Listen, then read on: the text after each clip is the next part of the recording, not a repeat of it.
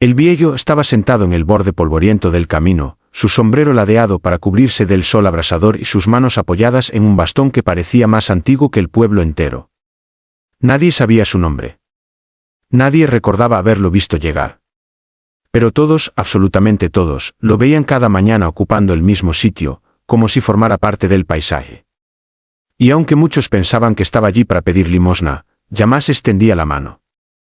Solo observaba, calmado, silencioso como si escuchara cosas que los demás no podían escuchar. Aquella tarde, el aire olía a peligro. Incluso los perros callejeros se ocultaron antes de que el sonido de los motores rompiera la quietud del pueblo. Se decía que aquellos hombres, los que venían en camionetas blindadas y armados hasta los dientes, eran capaces de hacer desaparecer a cualquiera que se interpusiera en su camino. Nadie los enfrentaba. Nadie les hablaba. Y nadie quería llamar su atención, pero ese día no venían por dinero ni por territorio. Venían aburridos, buscando algo con qué divertirse.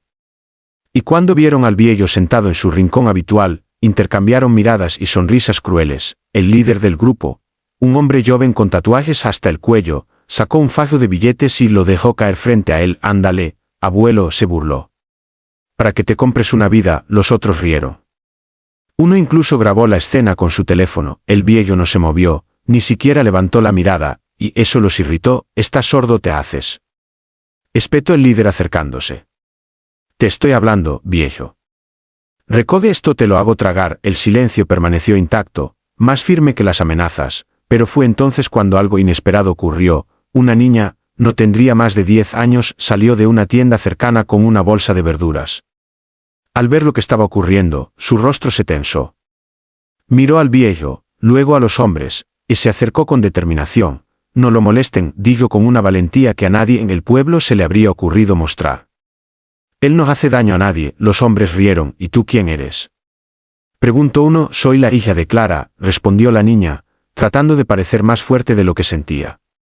«Y él me ayudó una vez». «Déjenlo en paz». El líder levantó una ceja, sorprendido él. «Ese viejo. ¿Ayudarte? ¿Cómo?». La niña apretó la bolsa contra su pecho. «Un día me perdí camino a casa y estaba llorando. Él me encontró, me dio agua y me acompañó. No habló pero me llevó a la plaza donde todos me buscaban». Los hombres se miraron entre ellos con burla. «¡Qué historia tan conmovedora!», dijo el líder, dando un paso hacia el viejo. «Pero eso no lo salva de obedecer cuando se lo dicen». Fue entonces cuando el anciano levantó la cabeza, despacito, muy despacio, como si el tiempo mismo dudara si debía seguir avanzando. Sus ojos, oscuros y profundos, se encontraron con los del líder. Y algo cambió. Nadie sabía explicar qué fue. Solo se sintió un escalofrío, una tensión repentina en el aire, como si una tormenta estuviera a punto de caer. El líder retrocedió un paso sin entender por qué. Los hombres dejaron de reír. El viejo se puso de pie. Su espalda estaba encorvada por los años, pero había una fuerza en su postura que no coincidía con su apariencia. Sujetaba aún su bastón, pero ahora lo hacía como si fuera una extensión de sí mismo. ¿Qué quieres?», preguntó uno de los hombres con voz temblorosa. Sin razón aparente, el viejo no habló, pero su presencia bastó y sin que nadie lo viera moverse rápido, tomó el bastón y golpeó suavemente el suelo. Fue un sonido mínimo. Pero los pájaros salieron volando de los techos. Los perros empezaron a ladrar. Y los hombres sintieron la piel erizarse sin explicación. El líder trató de recuperar la compostura. «¿Qué crees que eres, viejo? ¿Un brujo? ¿Un fantasma?». La niña, aún allí, lo miraba fascinada. El viejo giró ligeramente el rostro hacia ella, como asegurándose de que estuviera bien. Luego volvió su atención a los hombres, y entonces ocurrió el segundo giro inesperado. De una esquina del pueblo, un hombre robusto con uniforme de servicio se acercó corriendo. Era Ramón, el mecánico, uno de los pocos que no le temía nada. «Aléjense del viejo», gritó sin tartamudear. «No tienen idea de quién es él». Los bandidos se tensaron. «Así», dijo el líder. «Ilústranos». Ramón tragó saliva y se acercó con cautela. «Ese hombre antes de que ustedes nacieran era conocido como la muerte silenciosa». Los bandidos rieron de nuevo, pero esta vez con un nerviosismo oculto. «¿Y eso qué?», se burló uno de ellos. Ramón continuó, ignorando la burla. «No trabajaba para nadie, no obedecía a nadie. Vivía solo. Pero cuando alguien lastimaba a los inocentes, él aparecía. No dejaba rastros. No hacía ruido. Y ya más fallaba, la mirada del líder se endureció. Cuentos de viejos, escupió. Ramón negó suavemente, lo sé porque él salvó a mi hermano hace 30 años. Y desapareció después. Hasta que volvió aquí. Y yo sé que regresó porque está cansado de la violencia, no para retomarla. La niña miró al viejo con nuevos ojos. Los bandidos, aunque aún incrédulos, empezaron a sentir algo que hacía años no conocían: duda. Una duda fría que cala más que el miedo. Viejo, dijo el líder esta vez con un tono menos seguro. No queremos problemas. Ya hicimos suficiente. Solo estamos jugando. Ok, el viejo volvió a sentarse simplemente, sin decir una palabra. Ramón extendió una mano hacia la niña, quien aún seguía firme. Vámonos, pequeña. Pero cuando dieron unos pasos, ocurrió el tercer y más inesperado giro. El líder, sintiéndose humillado ante sus propios hombres, apuntó su arma hacia el viejo. Si de verdad eres la muerte silenciosa, demuestra algo, dijo con una sonrisa torcida. O calla para siempre. Hubo un grito de la niña. Ramón se lanzó adelante para detenerlo. Algunos de los hombres retrocedieron.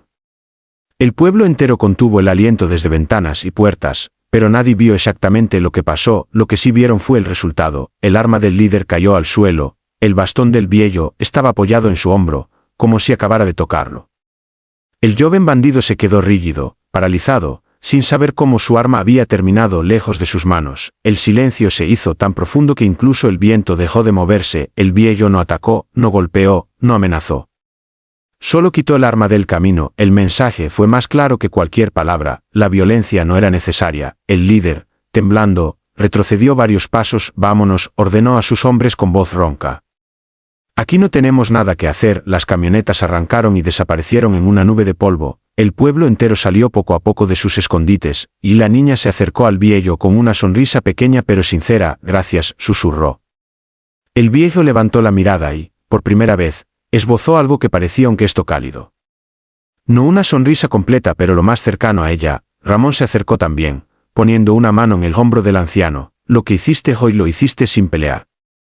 Eso es más impresionante que todo lo que contaban de ti. El viejo, con movimientos pausados, recogió el dinero que los bandidos habían tirado y se lo extendió a la niña. Ella abrió los ojos sorprendida. No, señor, es tuyo. Él negó despacio. Ramón comprendió: es para ti, para tu familia. Él no lo necesita. La niña lo tomó con cuidado, casi como si fuera un tesoro, y mientras el sol empezaba a ocultarse, los habitantes del pueblo se acercaron al anciano con respeto, con gratitud, con una comprensión nueva. No lo veían ya como un viejo silencioso, sino como alguien que había cargado con demasiadas historias, demasiados recuerdos, y aún así seguía eligiendo la paz. Desde ese día, nadie volvió a burlarse de él.